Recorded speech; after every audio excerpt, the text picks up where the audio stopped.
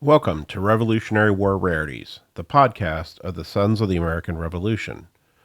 Like, follow, and subscribe to our podcast in your favorite application. You can also follow our podcast at fastfunhistory.com. For education resources provided by the National Society Sons of the American Revolution, go to education.sar.org. And now, Revolutionary War Rarities.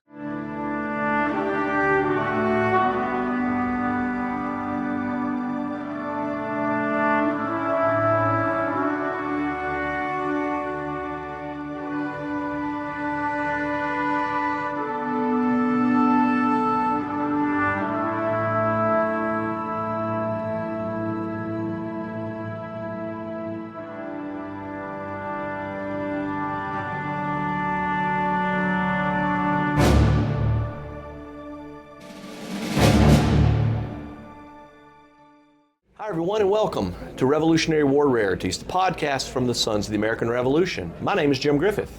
And my name is Scott Giltner. He is not Jim Maples. Jim Maples will be back with us in the very near future. But Scott Giltner is a member of the Kentucky Society Sons of the American Revolution, has studied music during the American Revolution extensively. So that's what we're going to talk about today, is music during the American Revolution. So let's kick it off, Scott. Talk to me. Music at the time of the American Revolution played a much bigger role in everyday life and the military. Not only was it used for entertainment, but it was also used for communication in the field and also for inspiration, physical inspiration to get the soldiers to march faster, march further as a distraction. But what I'd like to focus on today is probably what is considered the most iconic song from the American Revolution, Yankee Doodle. And I want to stop. Let me tell you one other thing, because I just thought about this. I wanted everybody to understand where we were today. I didn't say that at the beginning of this.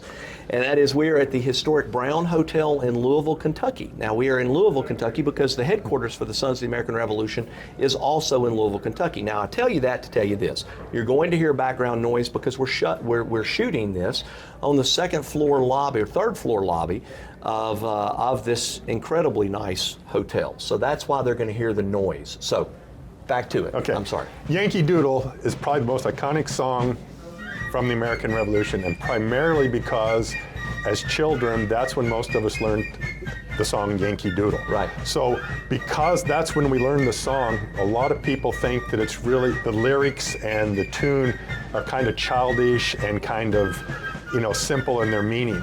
But actually the song has a very serious political and social meaning behind it.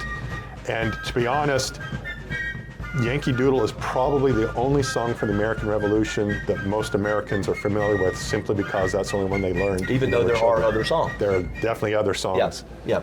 And what are some of those other songs, just out of Chester. Okay. Chester is considered the first truly American patriotic song, and it served as a de facto national anthem for many years. Till approximately when?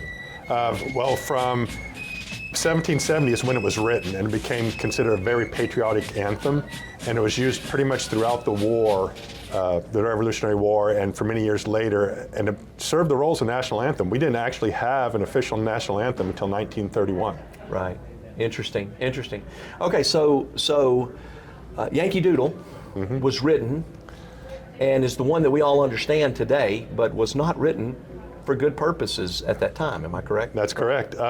Actually, the tune itself is very interesting. Most people, it's much older than what most people think. There is no set date agreed upon on when the tune originated. Some people think it's possibly as old or going back to the 15th century. But Wow. The tune was very popular in Europe. It was used for a lot of different lyrics, and some people have counted almost up to 200 different verses that have been applied to that tune. Wow. That's painful. But in the context of the American colonies, the history of Yankee Doodle goes back to 1755 during the French and Indian War. The British officers were not impressed with the colonial militia that were aiding the British in the French and Indian War. Right. And the lyrics we know today, or the first original lyrics we know, came from 1755 and are attributed to a British Army surgeon named Richard Shuckburgh. We don't know if he wrote them for sure, but that's who it's attributed to. And the basic theme of the lyrics is an insult to the American colonists. If you read them today, you probably wouldn't pick up on all the insults because the vernacular's changed. But the basic meaning of the original lyrics from 1755 is that the British think, well, they considered the American colonists to be rude to the British and to be cowards in warfare. Wow, interesting. And yet that's the song that we remember today. Yes, and the British continued to use it for many years after the French and Indian War as an insult to the American colonists.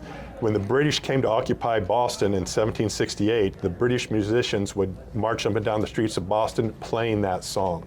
Were we, the colonists, were we able to flip the script on that song and actually accept it but use it for our own advantage? Yeah, that's one of the interesting things about Yankee Doodle is that the Americans kind of took the insult on as being a mark of pride. Wonderful. The lyrics were very fluid. They changed on both sides. The British changed the lyrics depending on what was happening. The Americans changed the lyrics on what was happening. The lyrics from 1775 are kind of interesting, the lyrics the British used, because it describes a visit by a father and his son to a military camp. And it's written from the viewpoint of the son, who's probably a teenage boy. And the lyrics describe these two American colonists as basically being simple country bumpkins. There's lines in there about the son describing a drum as being a barrel with two leather heads, which is beat upon with little clubs. And then later on they talk about that they're witnessing a cavalry charge, but they interpret it as being a horse race. Wow. So it's kind of showing that they don't understand military life, they don't understand these sophisticated military activities.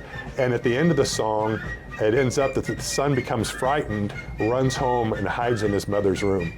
Wow. So it's really a big insult to the Americans. And this is all played on a fife, right? I mean, Fife and drum, they could play it on other musical instruments as well. Yeah, interesting. But the Americans took the lyrics, switched it around.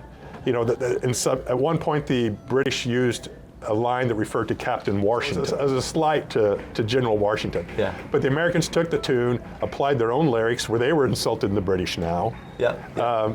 You know, and so they took it on as a point of pride, and both sides were trying to outdo the other on how they could change the lyrics to insult the other. Interesting. Very good.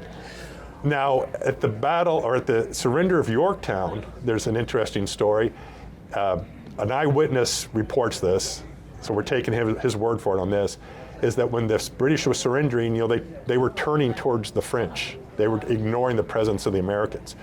Well, General Lafayette, who was with the Americans on that side, he ordered his fifers and drummers to strike up Yankee Doodle, and they caught the British off guard, the soldiers off guard, so they turned to look at the Americans. Oh, that's wonderful. And then after the surrender of Yorktown, the Americans added a verse, which was a slam against General Cornwallis about how he was ineffective as a general, and the Americans basically ran him to ground and forced him to surrender.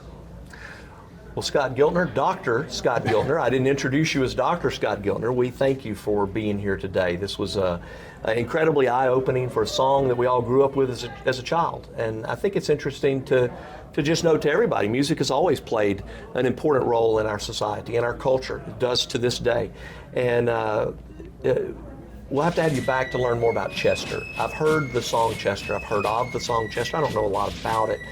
But it's interesting that the first patriotic song in the colonies is one that now we don't really know much about. The first truly all-American patriotic song. Yeah, was Chester. Chester. Very good. Thank you so much for being here. Thank you. We appreciate it. Folks, thank you for joining us today on Revolutionary War Rarities. We hope you'll join us in 2 weeks for the next episode of the podcast from the Sons of the American Revolution. My name is Jim Griffith. And my name is Scott Giltner. And thank you again for being with us. This has been a production of the National Society, Sons of the American Revolution.